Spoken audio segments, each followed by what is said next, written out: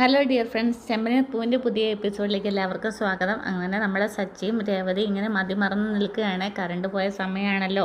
രേവതിയുടെ കയ്യിൽ നമ്മുടെ തിരുനാളമൊക്കെ ഉണ്ട്, മെഴുകുതിരി കത്തിച്ചിട്ടുണ്ട് കേട്ടോ. നമ്മുടെ പഴയ കഥയിലെ കുലീനയായ സ്ത്രീയെ പോലെയാണ് രേവതി ഇങ്ങനെ നിൽക്കുന്നത് കേട്ടോ. അപ്പോൾ നല്ല രസമുണ്ടൊക്കെ കാണാൻ. എന്നിട്ട് നമ്മുടെ സച്ചിയും രേവതിയും കൂടെ പരസ്പരം കണ്ണുകളൊക്കെ ഇങ്ങനെ ഉടക്കി നിൽക്കുവാണ്.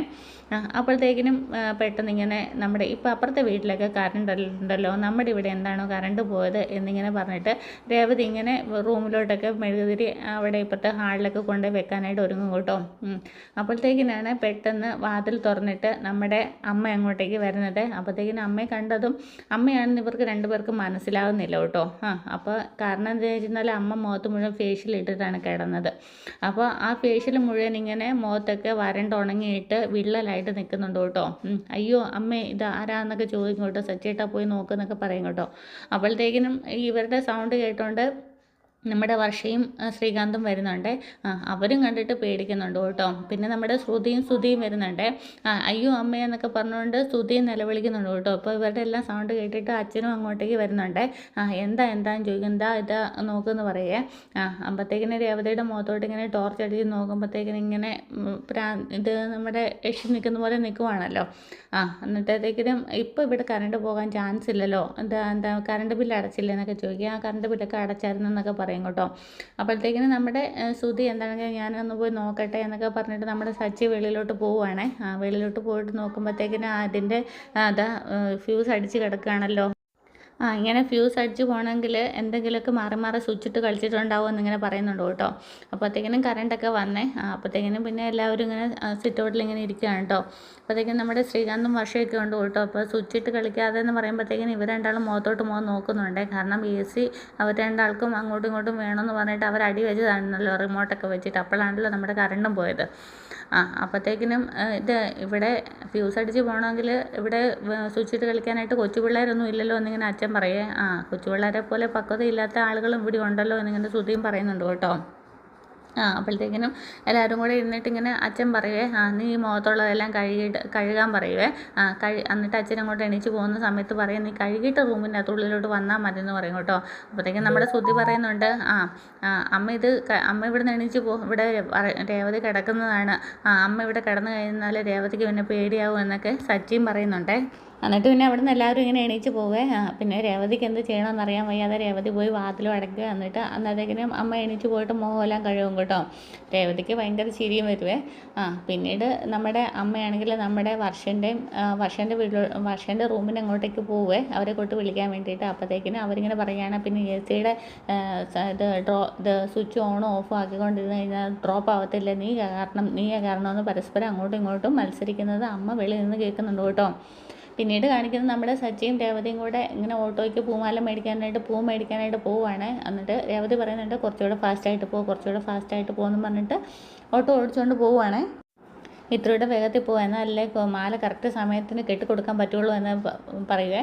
അപ്പോഴത്തേക്കും നമ്മുടെ സച്ചിൻ ചോദിക്കുന്നുണ്ട്, ഈ റോഡിൽ കൂടെ ഇങ്ങനെയല്ലേ പോകാൻ പറ്റുള്ളൂ, ഇനി അതിൽ കൂടുതൽ വേഗത്തിൽ പോകണമെങ്കിൽ നീ വേണമെങ്കിൽ ഹെലികോപ്റ്ററിൽ പോകാൻ പറയുവേ. ഹെലികോപ്റ്ററിലൊന്നും പോകണ്ട, ഇതിനെ കഴിഞ്ഞ് വേഗത്തിൽ ഈ റോഡിൽ കൂടെ ഓട്ടോ പോകാറുണ്ട് എന്നിങ്ങനെ രേവതി പറയുവേ. മാല കെട്ടാനേ ആൾക്കാരെയൊക്കെ കൂട്ടിയിട്ടുണ്ടോ എന്ന് ചോദിക്കുക. 5-6 പേരെ വിളിച്ചിട്ടുണ്ട്. പിന്നെ തിരികെ വരുമ്പോഴത്തേക്കിനും ദേവുവിനെ കൂട്ടണം എന്ന് പറയുവേ. ഇവിടെ നിർത്ത്, ഇവിടെ നിന്ന് മേടിക്കാമെന്ന് പറയുവേ. അന്നത്തേക്കിനും പറയും, നീ ഇവിടെ ഇറങ്ങുക, ഞാൻ കൊണ്ട് പാർക്ക് ചെയ്തിട്ട് വരാമെന്ന് പറയും കേട്ടോ. ആരാ പറഞ്ഞു ഇവിടെ പാർക്ക് ചെയ്യാൻ പറ്റത്തില്ലെന്ന്? ഇവിടെ പാർക്കൊക്കെ ചെയ്യാൻ ഞാൻ ദിവസം പൂ മേടിക്കാൻ വരുമ്പോഴത്തേക്കിനും ഇവിടെ എല്ലാവരും പാർക്ക് ചെയ്യുന്നതാണല്ലോ എന്നൊക്കെ രേവതി ഇങ്ങനെ പറയുവേ. ഇവിടെ പാർക്ക് ചെയ്യുന്ന പോലീസ് പെറ്റി അടിക്കുമെന്ന് പറയേ. അന്നേരത്തേക്കും നമ്മുടെ രേവതി പറയുന്നുണ്ട്, ഇവിടെ പാർക്ക് ചെയ്യുന്ന ഒരു പോലീസും പെറ്റി അടിക്കത്തില്ലെന്നും പറയുന്നുണ്ട്. നിങ്ങൾ ദൂരെ കൊണ്ടുപോയി പാർക്ക് ചെയ്ത് കഴിഞ്ഞാൽ അങ്ങോട്ട് കൊണ്ടുവരാനും ബുദ്ധിമുട്ടായെന്നിങ്ങനെ പറയുവേ. എന്നിട്ട് രേവതി അങ്ങോട്ടേക്ക് പോവേ. അവളുടെ ഒരു അഹങ്കാരം കണ്ടില്ലേ എന്ന് പറഞ്ഞിട്ടാണ്. അപ്പോഴത്തേക്കിനും സച്ചി പിന്നെ വേറെ അങ്ങോട്ടും പോകാനൊന്നും നിൽക്കത്തില്ല, അവിടെ തന്നെ നിൽക്കും കേട്ടോ, മൊബൈലൊക്കെ നോക്കിക്കൊണ്ട്. അപ്പോഴത്തേക്കിനും പോലീസുകാരൻ വന്നിട്ട് ചോദിക്കും, ഈ വണ്ടി ആരുടെയാന്ന് ചോദിക്കുക. എൻ്റെയാന്ന് പറയേ. അന്നത്തേക്കും എൻ്റെ കൂടെ വന്നയാൾ പൂ മേടിക്കാൻ പോയിരിക്കുകയാണ്, ഇപ്പോൾ വരും, അന്നത്തേനും പോകാമെന്ന് പറയേ. ഫൈൻ അടച്ചിട്ട് പോയാൽ മതി എന്ന് പറയും കേട്ടോ. അയ്യോ സാറേ അങ്ങനെ ചെയ്യല്ലേ എന്ന് പറഞ്ഞുകൊണ്ട് കാല് പിടിക്കാന്നൊക്കെ പറയുക സച്ചി. അതൊന്നും പറ്റത്തില്ല എന്ന് പറയുക. അപ്പോഴത്തേക്കിനാണ് രേവതി ഒരു കൊട്ട പൂവായിട്ട് വരുന്നത്. അയ്യോ പോലീസ് എന്ന് പറഞ്ഞുകൊണ്ട് വരുവേ. എന്നിട്ട് രേവതി വന്നിട്ടും പറയും കേട്ടോ, ഞാൻ എല്ലാ ദിവസവും പൂ മേടിക്കാൻ വരുമ്പോൾ ഇവിടെ നിർത്തിയിട്ടാണ് പോകാറുള്ളതെന്ന് പറയേ. അപ്പോൾ നമ്മുടെ പോലീസുകാരൻ പറയുന്നുണ്ട്, എന്നാൽ ഞാൻ എല്ലാ ദിവസവും ഈ സമയത്ത് ഇവിടെ വരേണ്ടി വരുമല്ലോ എന്നൊക്കെ ചോദിക്കുന്നുണ്ട് കേട്ടോ. ഫൈൻ 500 രൂപ അടച്ചിട്ട് പോയാൽ മതി എന്നൊക്കെ പറയുവേ. അപ്പം നമ്മുടെ രേവതി പറയും, ഇത്രയും ഒരു പൂ ഇതിൻ്റെ കുറച്ച് സമയം മേടിക്കുന്ന ഇവിടെ നിർത്തിയിട്ടതിന് 500 രൂപയോ, ആരും ഇടിച്ചൊന്നും ഇല്ലല്ലോ എന്നൊക്കെ ഇങ്ങനെ രേവതിയും പറയുവേ. പൂ മേടിക്കാൻ വന്നിട്ട് നിന്നെ ഇവിടെ ഇറക്കിയിട്ട് ഇവൻ തിരിച്ചു പോകാൻ കുഴപ്പമില്ലായിരുന്നു, പക്ഷേ ഇവനിവിടെ പാർക്ക് ചെയ്തു, അതിനെ പിഴ വേണമെന്ന് പറഞ്ഞത് എന്ന് പറയുക. സാർ ഇത്തവണത്തേക്കിന് ഒന്ന് ഒഴിവാക്കണം സാർ, കാർ ഓടിച്ചിരുന്ന് ഞാനിപ്പോൾ ഓട്ടോ ഓടിക്കുക സാർ, വലിയ വരുമാനമൊന്നുമില്ല സാർ എന്നൊക്കെ ഇങ്ങനെ കാല് പിടിക്കുന്നുണ്ട് സച്ചി.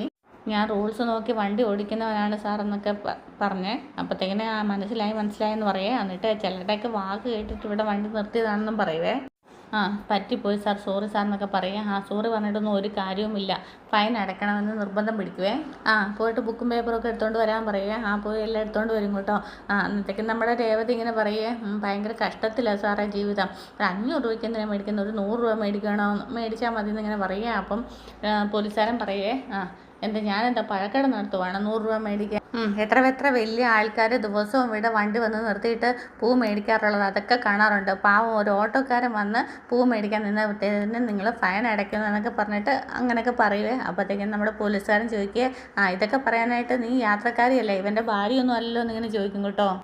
സാറേ ഒരു 100 രൂപ കൂടെ കൂട്ടി 200 രൂപ എഴുതിക്കോളൂ എന്നിങ്ങനെ പറയാം. ഫൈൻ നിശ്ചയിക്കേണ്ടത് നിങ്ങളാണോ എന്ന് ചോദിക്കുക. എന്നിട്ട് ഇങ്ങനെ 500 രൂപ എടുക്കാൻ പറയുക. അപ്പോഴത്തേക്കിനും സച്ചി ഇങ്ങനെ രേവതിയെ നോക്കുക. അപ്പോഴത്തേക്കിനും രേവതി പതിയെ ഇങ്ങനെ പേഴ്സ് തുറന്നിട്ട് പൈസ എടുക്കുവേ. ഇന്നാന്ന് പറഞ്ഞിട്ട് പൈസ നീട്ടുവേ. അപ്പം നിങ്ങൾ എന്തിനാണ് പൈസ തരുന്നത്, നിങ്ങൾ യാത്രക്കാരിയല്ലേ ചോദിക്കുവേ. അപ്പോഴത്തേക്കിനും പറയും, അടുത്ത് നിന്ന് ഒരാൾ പറയേ, ഈ കുട്ടി ഇവൻ്റെ ഭാര്യയാന്ന് പറയും കേട്ടോ. എന്നിട്ട് ഫൈനും കൊടുത്തിട്ട് പോലീസുകാരൻ അങ്ങോട്ട് പോവുകട്ടെ. അതാ ഇത്രയും ചൂടായതെന്നൊക്കെ പറയുവേ. എന്നിട്ട് പിന്നെ മറ്റ് 2 പേര് വന്നിട്ട് പറയും, ഇനിയും കുറച്ചുകൂടെ പൂക്കൾ എടുക്കാനുണ്ട്, 2 പേരും വരാൻ പറയും കേട്ടോ. അന്നത്തേക്കിനും സച്ചി ഇങ്ങനെ രേവതിയെ നോക്കുമ്പോഴത്തേക്കിനും രേവതി ഇങ്ങനെ തല തിരിക്കുവേ. ഇപ്പം സമാധാനമായോ നിനക്ക് എന്നിങ്ങനെ പറയുക. അപ്പോൾ രേവതി അന്നേരം പറയുകയാണേ, ഞാൻ പറഞ്ഞു എന്ന് പറഞ്ഞിട്ട് ഇവിടെ തന്നെ വണ്ടി കിടന്നായിരുന്നോ? ഇത് തന്നെ പറയുമെന്ന് എനിക്കറിയാം, നിങ്ങളെന്താ ഉറങ്ങുമായിരുന്നോ? പോലീസ് വരുമ്പോഴത്തേക്കിനും വണ്ടി എടുത്തുകൊണ്ട് പോകണ്ടായിരുന്നോ എന്ന് ചോദിക്കുവേ. ഞാൻ എന്താ കള്ളനാണോ പോലീസിനെ കാണുമ്പോഴത്തേക്കിനും വണ്ടി എടുത്ത് രക്ഷപ്പെടാൻ? നീയല്ലേ പറഞ്ഞത് ഇവിടെ പാർക്ക് ചെയ്യുന്ന ഒരു പ്രശ്നമില്ലെന്ന്. നീ പറയുന്ന കേട്ടാ എന്നെ പറഞ്ഞാൽ മതിയല്ലോ എന്നിങ്ങനെ പറയുവേ. ഞാൻ പറഞ്ഞത് നിങ്ങൾ കേൾക്കരുതായിരുന്നു എന്ന് പറയുവേ. കുറേ ബോക്സും കൂടി ഉണ്ട്, ബാ കേട്ടാൻ എന്നൊക്കെ പറഞ്ഞിട്ട് വിളിച്ചിട്ട് പോവേ. നിനക്കൊട്ട് തൊഴിൽ തന്നാലോ എന്ന് പറഞ്ഞുകൊണ്ട് ഇങ്ങനെ പുറകെ നിന്നിട്ട് ആംഗ്യമൊക്കെ കാണിക്കുന്നുണ്ട് നമ്മുടെ സച്ചിയെ. പിന്നീട് കാണിക്കുന്നത് നമ്മുടെ നന്ദിനിയാണ് കേട്ടോ. ഇങ്ങനെ റൂമിലിരിക്കുവാണ്. അപ്പോൾ അച്ഛൻ വന്നിട്ട് ചോദിക്കുക, എന്താ നന്ദിനിയെന്ന് ചോദിക്കുവേ. അല്ല ഇന്നലെ രാത്രിയിൽ കറണ്ട് പോയില്ലേ, അതിനിപ്പോൾ എന്താ പ്രശ്നം, നമുക്കൊരു TV-യിൽ പരസ്യം കൊടുത്താലോ എന്നിങ്ങനെ ചോദിക്കുവേ. നന്ദിനി പറയും, വെറുതെ അതും ഇതും പറയല്ലേ, വെറുതെ പോയതൊന്നും അല്ല, ഇന്നലെ വർഷയും അതുപോലെ തന്നെ ശ്രീകാന്തും കൂടെ വഴക്കുണ്ടാക്കി AC ഇട്ട് ഓണും ഓഫും ചെയ്തതുകൊണ്ടാണ് കറണ്ട് പോയതെന്നൊക്കെ പറയും കേട്ടോ. അപ്പം അവർ പുതുമോടികളല്ലേ, അതൊക്കെ മാറിക്കോളൂ എന്നിങ്ങനെ പറയും കേട്ടോ. അതല്ല ഇവരിപ്പോൾ കുറേ നാളുകളായിട്ട് എന്തോ പ്രശ്നമുണ്ട് അവർക്കിടയിൽ, ഇടയ്ക്കിടയ്ക്ക് അവരിങ്ങനെ വഴക്കിടുന്നുണ്ടെന്നൊക്കെ പറയുന്നുണ്ട്. അപ്പോൾ അച്ഛൻ പറയും, അതൊന്നും കാര്യമാക്കണ്ട, കുറച്ച് കഴിയുമ്പോഴത്തേക്കിനെല്ലാം ശരിയാകും എന്ന് പറയുവാണേ. അപ്പോഴത്തേക്കിനാണ് കേട്ടോ വർഷ അങ്ങോട്ടേക്ക് വരുന്നത്. വർഷ വരുന്നതിന് മുന്നേ തന്നെ അവർ റൂമിനുള്ളിൽ നിന്നിട്ട് കണ്ണാടിയുടെ ഉള്ളിൽ നിന്നിട്ട് തന്നെ ഒരാൾ മുടി ചീവുന്നുണ്ട്, ശ്രീകാന്ത്. അപ്പോഴത്തേക്കിനും വർഷ അങ്ങോട്ടേക്ക് ഇടിച്ച് കയറി വർഷം മുടി ചീവുന്നുണ്ട്. അങ്ങനെ 2 പേരും അവിടെയും വഴക്ക് ഉണ്ടാക്കിയിട്ടാണ് വെളിയിലോട്ട് വരുന്നത് കേട്ടോ. അപ്പോഴത്തേക്കിനും നമ്മുടെ വർഷയെ കണ്ടു കഴിയുമ്പോഴത്തേക്കിനും ഇങ്ങനെ പോയി ചോദിക്കണോ വേണ്ടോ എന്നിങ്ങനെ അച്ഛനുമായിട്ട് സംസാരിച്ചുകൊണ്ടിരിക്കുകയാണ്. നീ പോയി ചോദിക്കുക എന്നൊക്കെ അച്ഛനും പറഞ്ഞു വിടുന്നുണ്ട് കേട്ടോ. എന്നിട്ട് വർഷയുടെ മുന്നിൽ ചെന്ന് നിന്ന് കഴിയുമ്പോഴത്തേക്കിനും എന്ത് പറയണം, നീ അല്ലെങ്കിൽ ശ്രീകാന്ത് അല്ല AC അങ്ങനെയൊക്കെ പറഞ്ഞിട്ട് പിച്ചും പേയും പറയുന്ന പോലെ അമ്മ ഇങ്ങനെ പറയുക, ഒന്നും ചോദിക്കാതെ. എന്നിട്ട് ലാസ്റ്റ് പിന്നെ ചോദിക്കുവേ, നീ ശ്രീകാന്ത് തമ്മിൽ എന്തെങ്കിലും പ്രശ്നമുണ്ടോ, ഇന്നലെ നിങ്ങൾ വഴക്ക് കൂടിയിട്ട് AC വരെ ഡ്രോപ്പായില്ലേ എന്നൊക്കെ പറയും കേട്ടോ. കറണ്ടൊക്കെ പോയല്ലോ എന്നൊക്കെ പറയുവേ. അപ്പോഴത്തേക്കിനും എൻ്റെ ആൻറ്റി ഞങ്ങൾ തമ്മിൽ ഒരു പ്രശ്നവും ഇല്ല, അച്ഛനും അമ്മയും കൂടെ ഇടയ്ക്കൊക്കെ വാക്ക് സംസാരിക്കാറില്ല, അതുപോലെ ഉള്ളതേ ഉള്ളൂ എന്നൊക്കെ പറയും കേട്ടോ. ഇപ്പം തന്നെ എനിക്ക് പോകാൻ സമയമായി എന്ന് പറഞ്ഞിട്ട് വർഷ പോകാനായിട്ട് ഇറങ്ങുമ്പോഴത്തേക്കിനും ശ്രീകാന്ത് പുറകിൽ നിന്ന് വിളിച്ചുകൊണ്ട് വരും വർഷാന്നേ. വർഷ ഞാൻ ഇറങ്ങുക, നീ വരുന്നോ, നിന്നെ ഞാൻ ഡ്രോപ്പ് ചെയ്യാം, കാറുണ്ട് വാന്ന് പറയേ. അപ്പോഴത്തേക്കിനും പറയും, വർഷ പറയും, വേണ്ട ഞാൻ ഓട്ടോ വിളിച്ചിട്ടുണ്ട്, ഞാൻ ഓട്ടോയ്ക്ക് പൊക്കോളാം എന്ന് പറയും കേട്ടോ. അപ്പോഴത്തേക്കിനും അമ്മ ശ്രീകാന്തിനെ വിളിച്ചിട്ട് ചോദിക്കുക, നിങ്ങൾക്കിടയിൽ എന്താടാ പ്രശ്നം ചോദിക്കുക. അപ്പോൾ ശ്രീകാന്ത് ചോദിക്കുക, പ്രശ്നമോ എന്ന് ചോദിക്കുവേ. ഇന്നലെ രാത്രിയിൽ നിങ്ങളുടെ റൂമിൽ നിന്ന് ഒച്ച കേട്ടല്ലോ എന്നിങ്ങനെ പറയുക. അത് അമ്മയെന്ന് ഇങ്ങനെ പറയുമ്പോഴത്തേക്കിനും നമ്മുടെ വർഷ വിളിക്കുക, ശ്രീകാന്ത് എന്ന് വിളിക്കുവേ. അങ്ങനെ ശ്രീകാന്ത് വെളിയിലോട്ട് പോകുമ്പോഴത്തേക്കിനും നന്ദിനി അച്ഛൻ്റെ അടുത്ത് വന്നിട്ട് നിങ്ങളൊന്ന് സംസാരിക്കുമെന്ന് പറഞ്ഞ് വരുവാണേ. ഇനി ഇവള് പറയുന്നത് കേട്ടിട്ട് ഞാൻ ചോദിച്ചില്ലെന്ന് വേണ്ട എന്ന് പറഞ്ഞിട്ട് അച്ഛൻ ചോദിക്കാനായിട്ട് അങ്ങോട്ട് ചെല്ലുവേ. അപ്പോഴത്തേക്കിനും അവർ വെളിയിലോട്ട് ചെല്ലുമ്പോഴത്തേക്കിനും ഒന്ന് ചമ്മിയിട്ട് നിൽക്കുകയാണ് കേട്ടോ. മറ്റൊന്നുമല്ല, നമ്മുടെ ശ്രീകാന്തും അതുപോലെ വർഷയും ഇങ്ങനെ ചെവിയിൽ എന്തോ പറഞ്ഞതാണ്. പക്ഷേ ഇവർ വിചാരിച്ച് ഉമ്മ കൊടുക്കുന്നതാണ് കേട്ടോ. അപ്പോൾ അങ്ങനെ ഇങ്ങനെ അന്താളിച്ച് നാണിച്ച് നിൽക്കുന്നിടത്താണ് ഇന്നത്തെ എപ്പിസോഡ് പൂർണ്ണമാകുന്നത്.